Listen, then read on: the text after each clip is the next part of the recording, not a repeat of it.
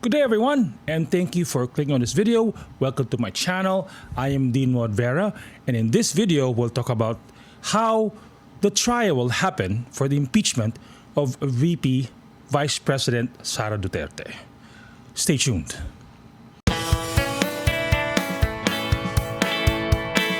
Welcome back.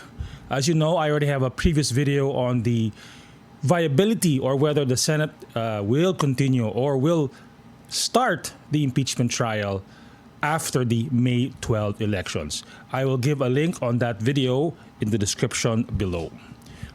In this video, we will talk about the trial process, the order of things, the chronological order of events, if ever, for the impeachment trial. Now, first, what is the basis for impeachment?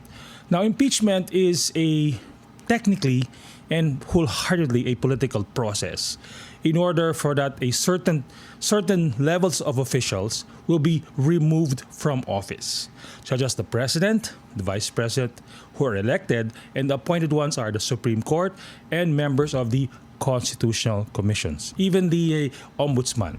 All these officers can only be removed for or through impeachment. Now, under the Constitution, the 1987 Constitution, in Article 11, the Senate as a whole, the 24 members, will become the judges for that trial, the impeachment trial. Now, of course, in the trial, the ultimate end result is guilty or not guilty. To have a finding or a valid verdict of guilty, thus, I will tell the consequences later, there must be at least 2/3 to vote or to say that the impeached officer is guilty. Of 24, 2/3 becomes 16. You need at least 16 to say that the impeached officer is guilty. Now, what are the consequences if the officer is technically found guilty? Now, the first one is removal from office, meaning that officer is technically fired from his position. What's attached to it is that impeached officer is already disqualified from having elected, appointed any position in the government. So it's like it's not only dismissal, it's a ban from government. And lastly, conviction in the impeachment trial resulting in removal and disqualification, that impeached officer is still liable for any actual criminal or civil charges based on those acts that were committed which made the finding of guilty. Okay? Now, I had to do some research, of course, lawyers always do research, on what are the rules for impeachment. According to the Senate website, there are two sets of rules. Under the 2023 issuance of general rules, there's a subchapter on those 2023 rules on impeachment. But those rules were signed by then Senate President Juan Ponce Enrile, and I think those rules were for the Chief Justice Renato Corona's impeachment. Now, in 2019, then Senate President Aquilino Pimentel III, or is it the fourth, Kiko Pimentel, made new rules for the impeachment trial, and that was in 2019. And of course, when I go to the Senate website, these are the rules that are referenced. So I'm going for the 2019 rules of impeachment made by the Senate through a resolution dated 2019. They might make new rules for this new trial for VP Sara Duterte, but I will just go with what is available as of making this video. Okay? Part 1. Now, each court, the impeachment court, the senators become judges in the impeachment court, and these judges have certain powers, just like any other court, whether it's metropolitan, regional trial court, or even the Sandigan Bayan. The first power of that Senate impeachment court is they can compel the audience, they can compel the attendance of witnesses and to compel the production of documents through a subpoena. They have the power to issue subpoenas. And of course, along with the power to compel attendance, to compel delivery, there's also contempt powers, meaning they can cite any person, any party within the Senate trial in contempt, which means they are violating the rules of the Senate or maybe disobeying or having some disobedience to the Senate rules. So that's the power of contempt.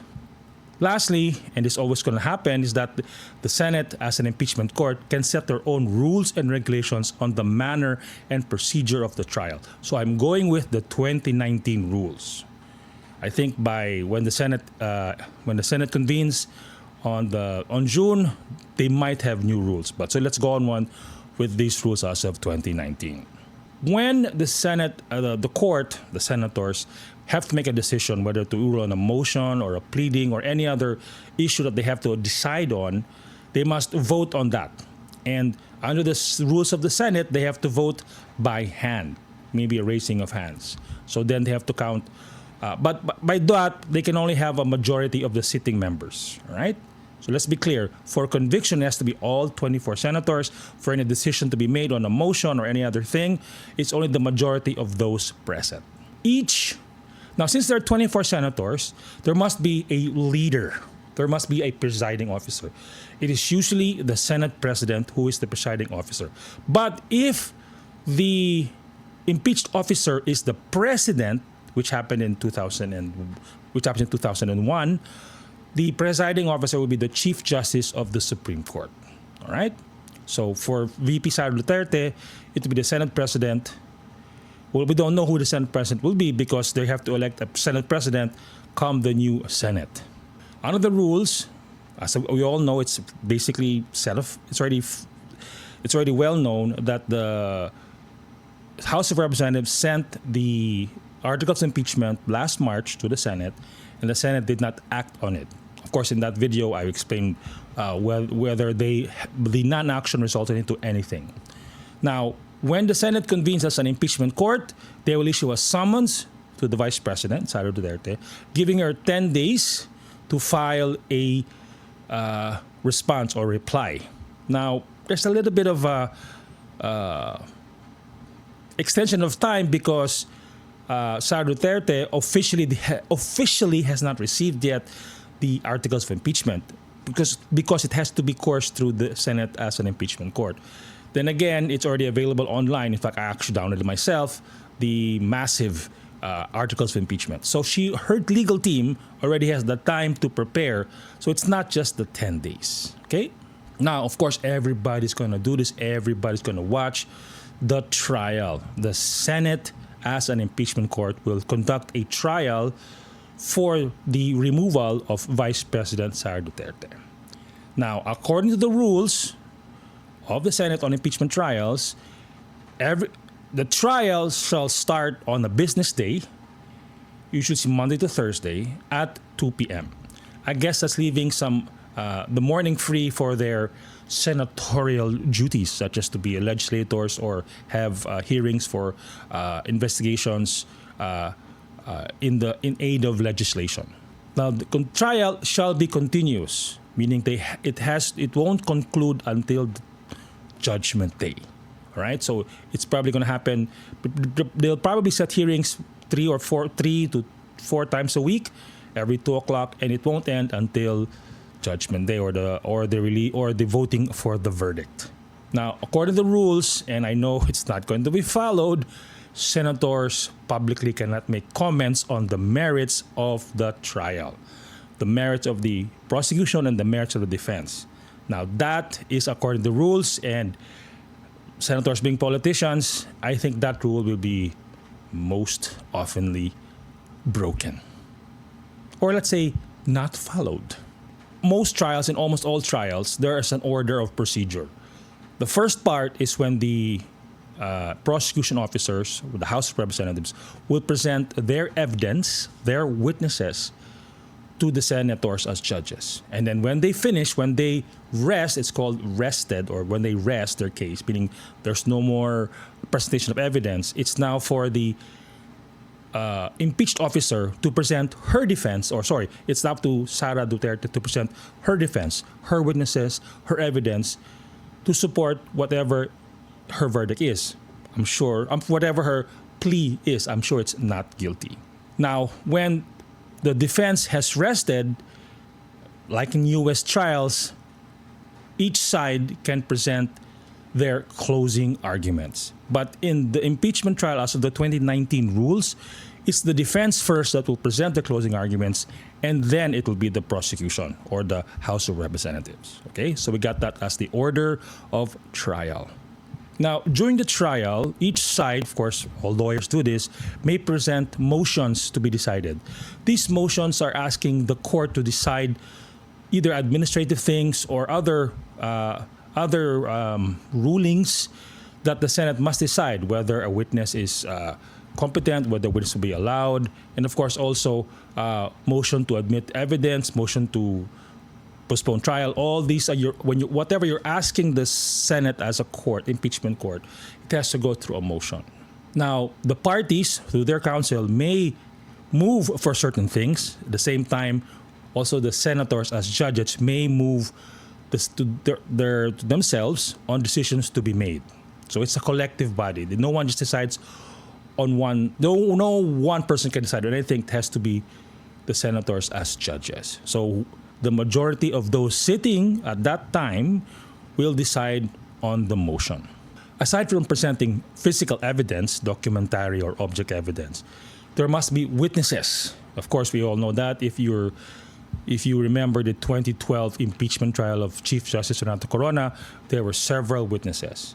Now, these witnesses, when they get on the stand, they have to be under oath, meaning they have to swear under oath that what they're telling is true under penalty of perjury or bearing false witness. So if they're found to be lying on the stand, they can be prosecuted for perjury or giving or offering false testimony. Now, of course, there's the direct examination. Whoever's presenting the witness will ask questions. That's called a direct examination. And then the other side, the opposing side, will be allowed to cross-examine the witness. And this is the part where the impeachment trials were so notorious. The senators, as judges, may also ask questions on the parties. Even the counsels, the lawyers of the parties, may be asked to answer a question from a senator judge. Now, under the rules, the senator judge is only allowed 2 minutes of talk time while asking the questions. And those 2 minutes, the 2 minutes does not count, or what is not counted on those 2 minutes is the response of the witness. So the senators are given a chance to do their own direct or cross-examination, if you will. Now, again, once the two sides have rested their case and have already made their closing arguments, the judges, the senators, may, if there's a call for a vote, to call what they will decide whether VP Sara Duterte is guilty or not guilty. Now, on the impeachment, there are 7 charges, 7 articles. Now, whatever is presented as complete by the prosecution, they have to decide per article. Now, when the 2012 Renato Corona, Chief Justice Renato Corona's impeachment trial was decided, out of several articles, they only decided on one. They reduced their charges to just one because that's the only one that they had completed. And even if you have 7 articles and you're convicted on one, that's enough for removal of office. Okay, again, for a guilty verdict to be valid, to be entered, there must be at least 16 senator judges to say that VP Sara Duterte was guilty of any of the articles under the impeachment complaint. Now, I have other videos on detailing each article of the impeachment case. I have links in the description below on those videos. If you have time, please click on the link so you can see me explaining each article of the impeachment complaint. Hi, please do me a favor and smash that like button. It'll help me a lot and it will trigger the YouTube algorithm. Now, if you have not yet, please subscribe to my channel. If you don't, my dog will eat this exam booklet and that student has to repeat his final exam again.